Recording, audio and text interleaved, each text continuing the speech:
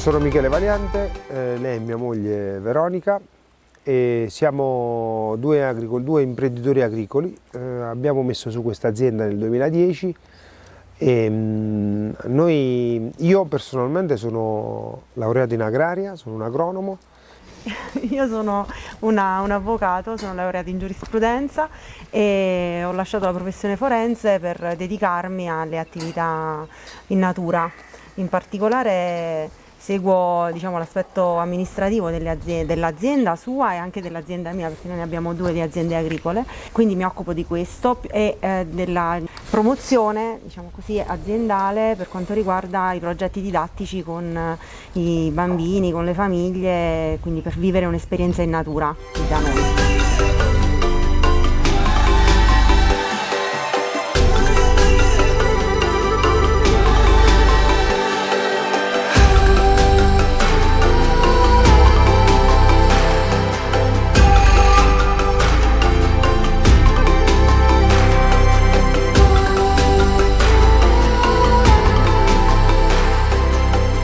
L'azienda è un'azienda di una trentina di ettari totali, sono prevalentemente in questa valle, ci troviamo a Ielsi, il paese è sui 600 metri, 580 metri sul livello del mare, noi qui siamo un po' più bassi, siamo sui 5,50, 5,40, 5,50.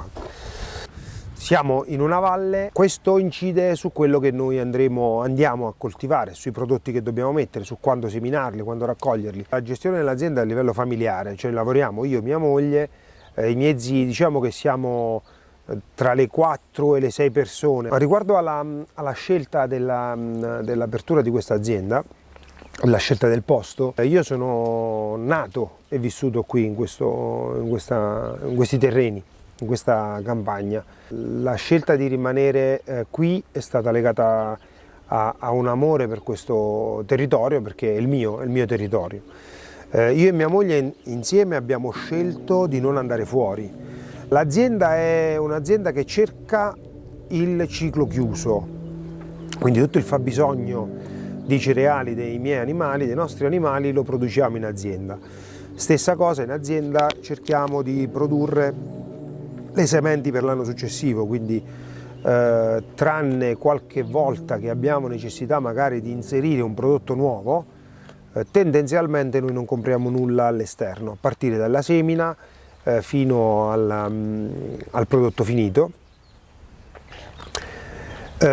I nostri animali producono una buona quantità di letame che noi riutilizziamo come concime nei nostri terreni.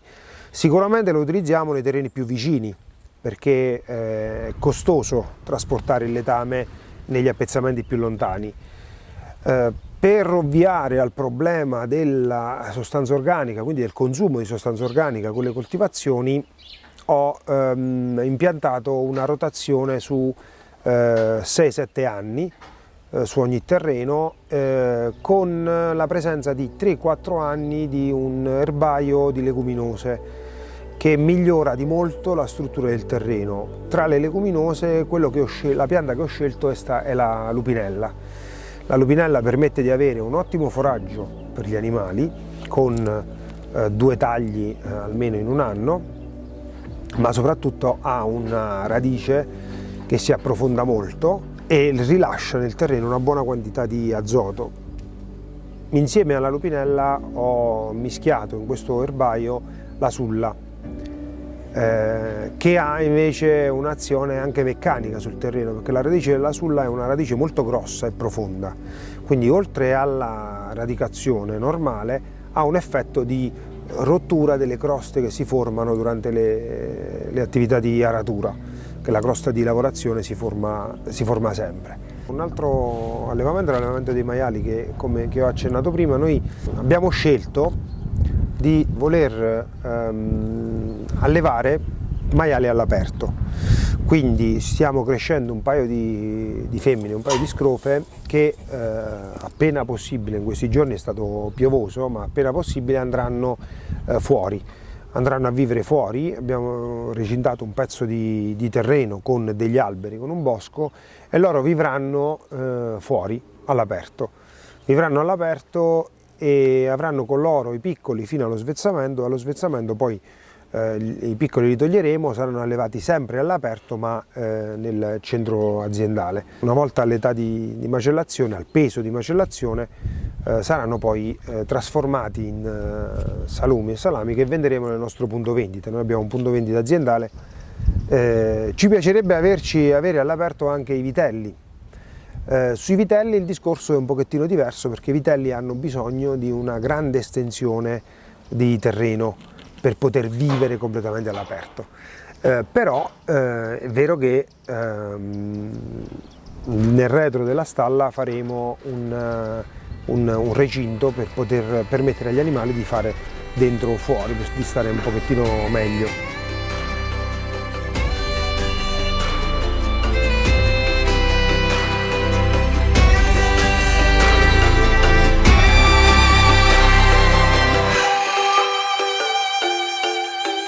La mancanza di acqua determina anche un altro aspetto, che è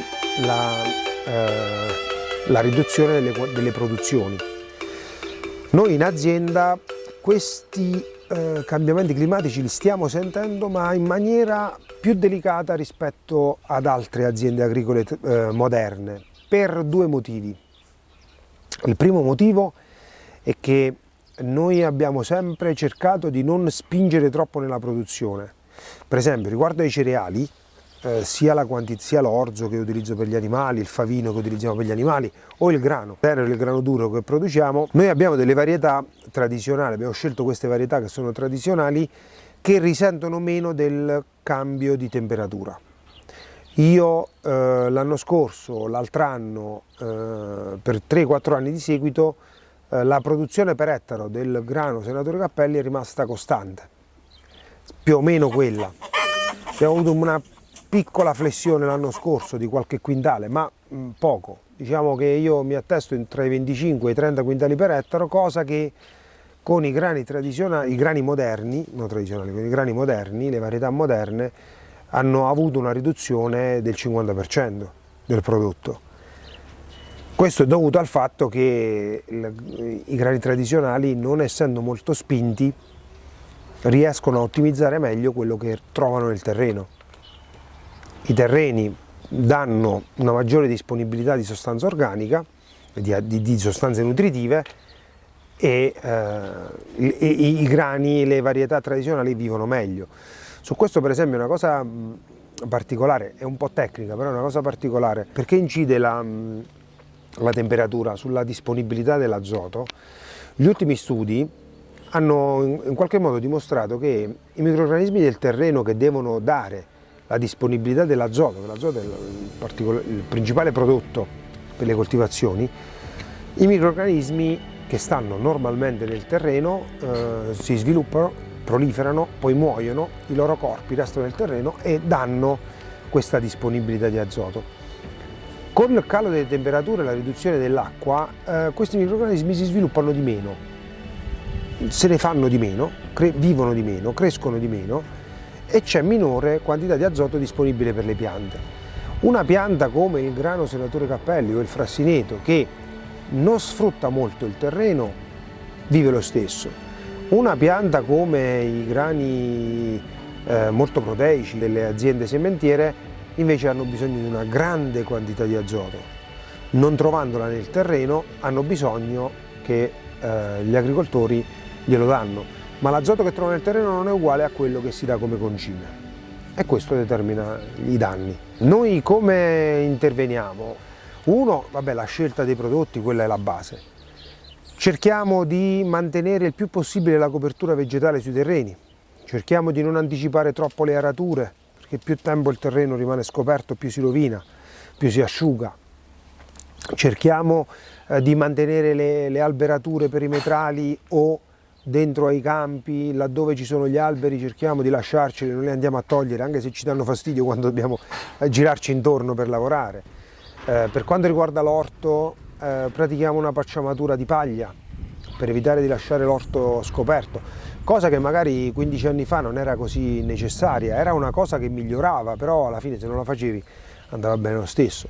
Quest'anno invece no, quest'anno già a partire dai primi di maggio dovremmo procedere alla copertura del terreno, perché come smette di piovere poi mano a mano l'acqua ridurrà e noi cerchiamo di trattenerla. Altra cosa, cerchiamo di ridurre al minimo le lavorazioni laddove non è strettamente necessario. Per esempio il fatto di lasciare i terreni con 3-4 anni di erbaio ci permette di migliorare la struttura del terreno, ma anche di mantenere più acqua al suo interno. Arando tutti gli anni creiamo più danni.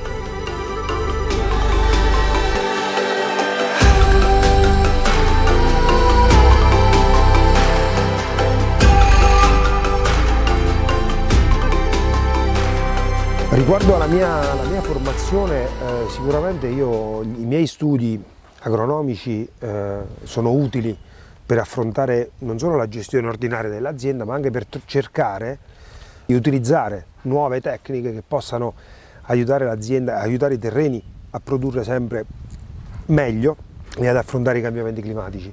Per la mia professione io ogni anno seguo seminari di formazione, partecipo a corsi, convegni o altro che mi servono sia per la professione ma servono anche per l'azienda, perché scopro nuove tecniche, nuove attrezzature da utilizzare in azienda. A volte devo cercare di mettere insieme le nozioni accademiche con la pratica.